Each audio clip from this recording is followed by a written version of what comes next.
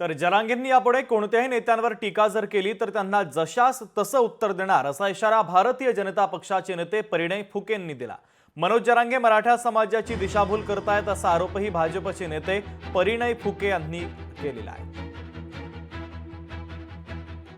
बघा असं आहे की ही आता जरांगे पाटलांना शेवटची विनंती आहे की यानंतर जर तुम्ही या प्रकारची भाषा वापरली तर जसेला तसं उत्तर देण्याची आमची तयारी आहे। बघा मागच्या वेळेसच मुख्यमंत्री साहेबांनी आम्हाला हे शब्द दिला होता।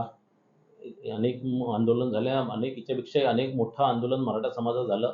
त्यावेळेसही मुख्यमंत्री फडणवीस साहेबांनी आम्हाला आश्वस्त केलं होतं की कोणत्याही ओबीसीच्या आरक्षणाला धक्का नाही लागणार आणि त्यांनी त्यांचा शब्द पाळला आणि म्हणूनच आम्ही या विधानसभेमध्ये संपूर्ण महाराष्ट्रातल्या ओबीसी समाज फडणवीस साहेबांच्या पाठीशी खंबीरपणे उभे होतो।